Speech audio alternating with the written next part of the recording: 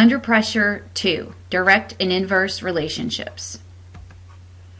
Our learning targets are I can recognize a direct and inverse relationship on a graph, and I can write the mathematical equation for a direct and inverse relationship. What is pressure? In the picture below, you see that someone is pushing a tack into a block of wood with their thumb. The force on the thumb and the force that is being applied to the block are the same. However, the pressure that is exerted is different because the surface area of the head of the tack is much larger than the point of the tack. So therefore, the point of the tack will push through the board or the block there, but it will not pierce the person's thumb. So therefore, we understand that pressure equals a force divided by the area. Pressure is measured in kilopascals.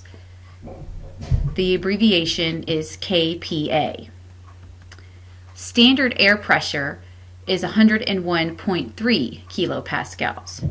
Standard air pressure is just simply the air pressure in our atmosphere that we all experience every day on planet Earth. The effect of temperature on pressure. It's important to understand the definition of temperature. Temperature is the average kinetic energy of particles. If there is no energy, that means that there is no pressure. The temperature at which all particles stop moving is called absolute zero. Kelvin is the unit for this relative temperature scale. Absolute zero equals 0 K, and that is equal to negative 273 degrees Celsius. I can recognize a direct and inverse relationship on a graph. This first graph that you see here shows the relationship between temperature and pressure.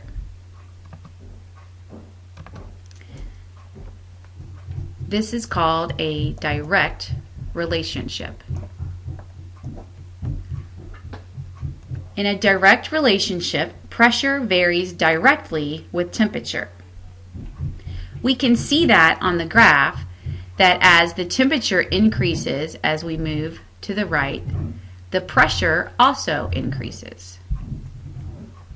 We can actually use an equation that represents this relationship, and that is right here, where the small k represents a constant number that is equal to the pressure divided by the temperature. This is called the gas law for pressure and temperature, or sometimes we call this Gay-Lussac's law.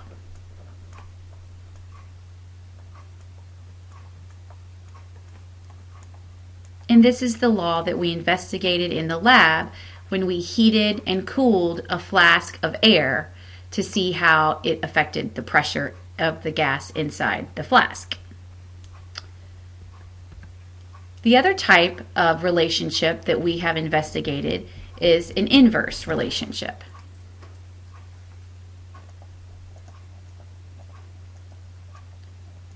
In this case, the pressure varies inversely with volume. Another word for inversely that might be easier to understand is the word opposite.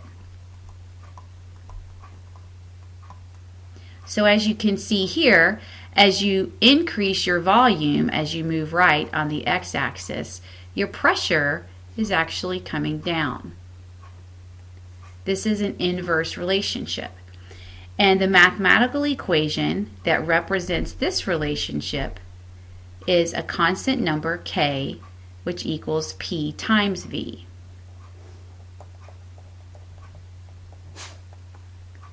This is called Boyle's law.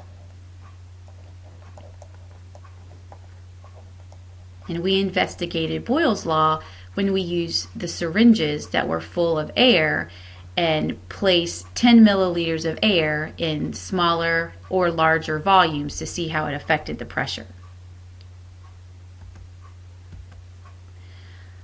So now we're going to actually use those gas law equations in order to learn how to solve problems. So let's start with the inverse relationship.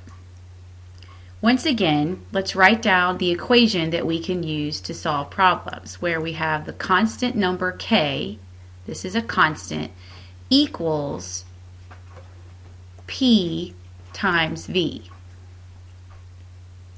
Now, if we wanted to solve for pressure here, we would have to manipulate this equation to solve for this variable. So, all we need to do is divide by V on each side, and we would have an equation to help us solve for pressure, where once again, this is a little k, which represents a constant number, and V, which is volume.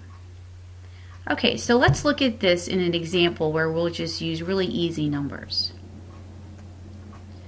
So if we say volume is on the x-axis and pressure is on the y, we're going to set up our table like this, because we're going to change the volume to see how it affects the pressure. So volume is our independent variable and pressure is the dependent variable. So, and also the constant k has to be given to you. I would have to tell you what k is, or we would have to calculate it from data in a lab. So for the purpose of this little example, we're going to just say that k equals 2. All right? So let's say that we were going to start with a volume of 1. We can determine what the pressure would be at a volume of 1 milliliter if we said, okay, we're going to use this equation, k divided by v, so we'd have to take our k, divide it by the v, and we would get 2. So we can enter our pressure value there. Let's double the volume to see how that affects our pressure. So once again, we're going to say, okay, let's put in our numbers. K is still 2. Divide by 2 this time. And we get 1. So let's enter 1 for our pressure. And then let's double our volume again. So if we double the volume again, we'll put that into the equation where, once again, 2 is our K divided by the volume. And this time we get 1/2. All right, so now let's look and see what has happened to our pressure each time that we doubled our volume. So when we went from 1 to 2, we multiplied our volume by 2. But notice what happened here. We went from 2 to 1. So we divided by 2. And then here, once again, from 2 to 4, we multiplied our volume by 2, and that resulted in our pressure cutting in half or dividing by 2. This is what happens in an inverse relationship. The volume in this case is doubled and the pressure is halved. Okay? Now, your K is not always going to be 2. Like I said, it would be given to you, but you would do the problems exactly the same way. So let's look at some data that looks familiar from our Boyle's Law lab. So let's write that up here. This was lab 1 from last week, and we were investigating Boyle's Law. All right. And so here's my question. What is the pressure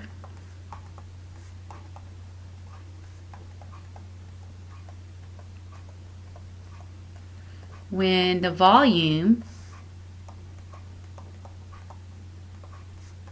in trial 1 is doubled?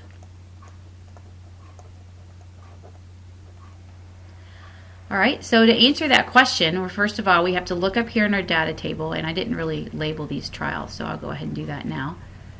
All right, so we're talking about trial 1, which is right here, and the volume was 5.8. So this says, what is the pressure when the volume in trial 1 is doubled? Well, if we double the volume here, we can say, okay, well, 5.8, that's going to equal 11.6, right? So 11.6 would kind of go in here somewhere. That would be 5.8 times 2, right? So Let's do that. 5.8 times 2 equals 11.6 milliliters. So we want to find out what is the pressure at this volume. Well, you can solve this problem in two ways. The first way is just conceptually. Remember, we just learned that if you double your volume, what's going to happen to the pressure? Well, the pressure is going to be cut in half. So we can just go ahead and write that down. If volume is doubled, pressure is cut in half.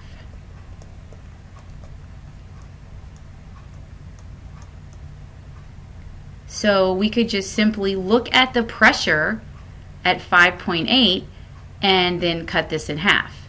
So we would divide 175.9 by 2 to get that value. And so that would end up being about 88 kilopascals. All right?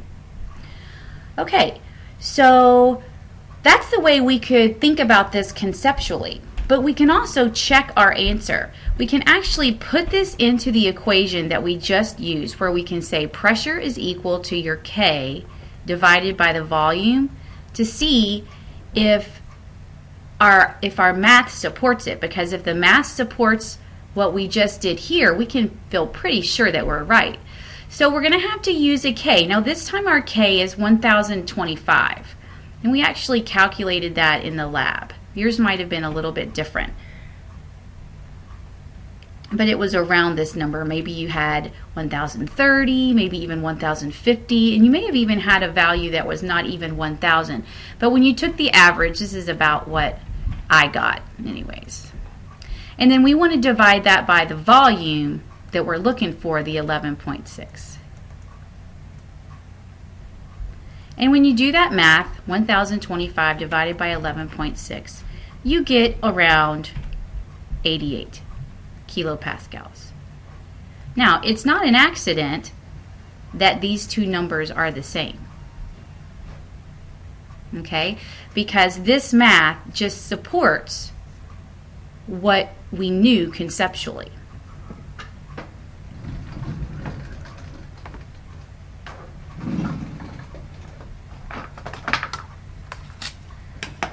All right, so on your worksheet, the lab analysis, now would be a good time to do that first page about Boyle's Law, since we just worked through an example. And when you're finished with that page, you can go ahead and come back and we'll start working on the direct relationship.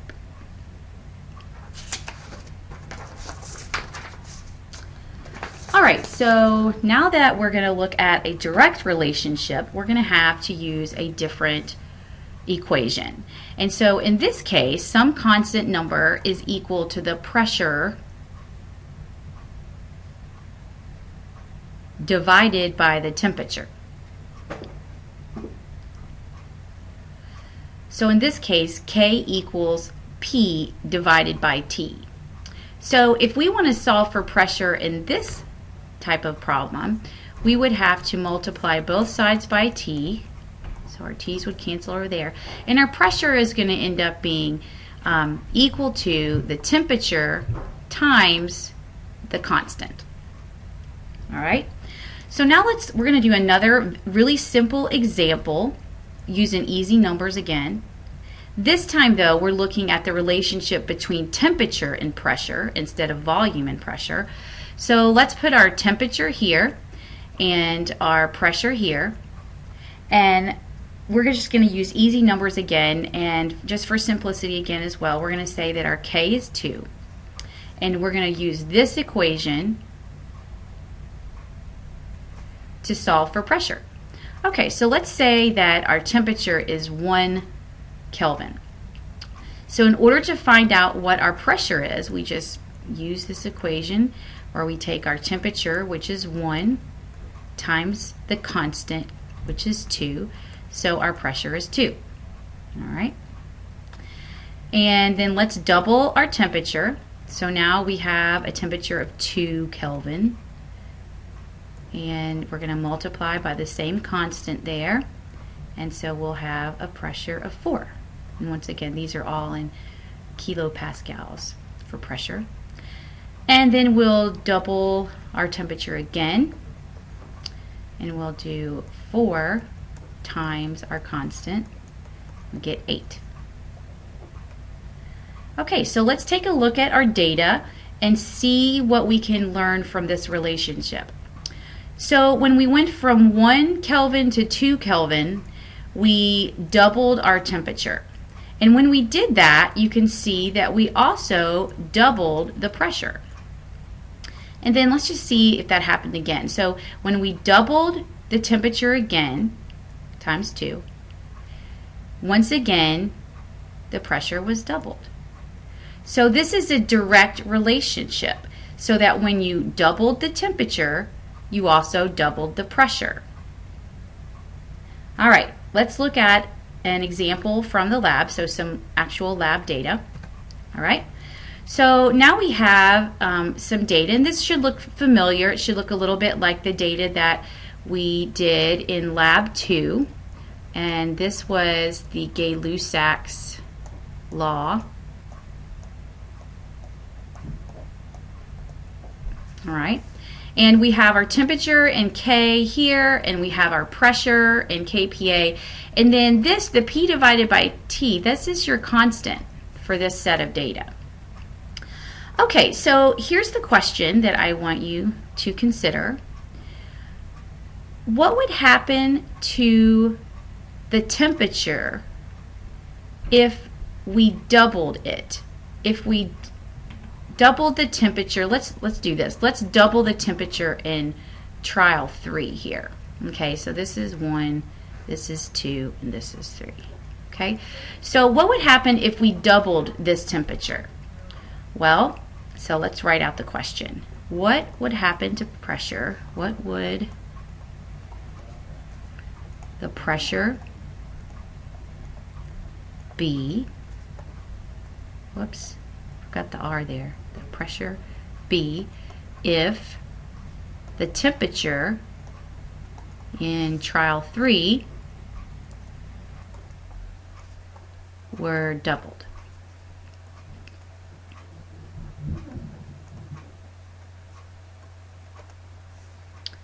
All right, so we can see that our temperature in trial 3 is 317.2. So if we doubled that temperature, and I'm doing the math right now as we're doing this, so we would end up with 634.5. So we can actually just go ahead and put this in our data table here. 634.5.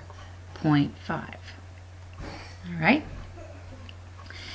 And so conceptually, what did we just learn about the relationship, in a direct relationship between temperature and pressure? Well, we learned that if we double the temperature, that will also double the pressure. So we could write that down. We could say when the temperature is doubled, the pressure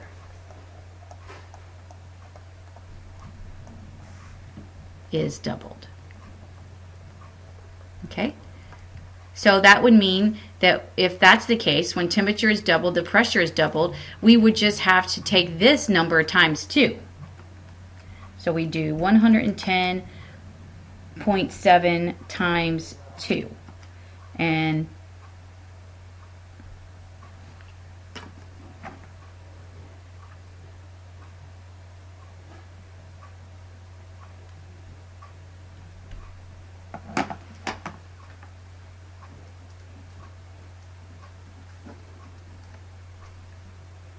we would get 221.4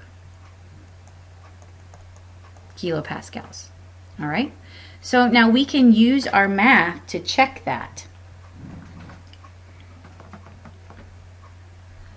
So we could use our equation that we learned to calculate the pressure when you have a direct relationship. So we can say, okay, the pressure is going to be your constant times the temperature. Now for this set of data, your constant is here. It's 0.35. Okay? So we can say, all right, well, we would do pressure equals 0.35 times your temperature here, the 634.5.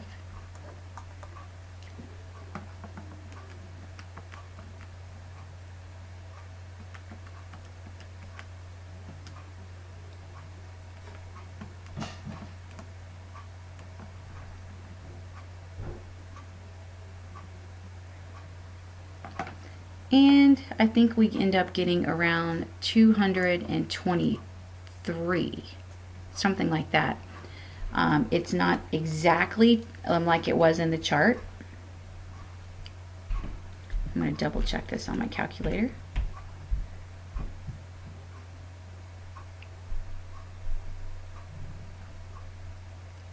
I was wrong. It's 222.1. So let me see if I can get my eraser out here, and we'll take that off. 222.1. That's even closer, so we'll take that.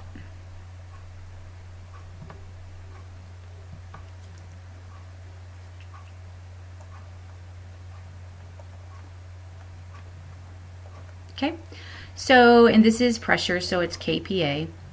All right, now this is not exactly this number, but it's pretty close, so we'll take it. So I would say that yes, this supports our conceptual understanding that when your temperature is doubled, your pressure will double as well. Okay, so now at this point you should be able to do the work that's on the other side of the worksheet that's entitled Lab Analysis Lab 2. Okay, that concludes this video. Talk to you soon.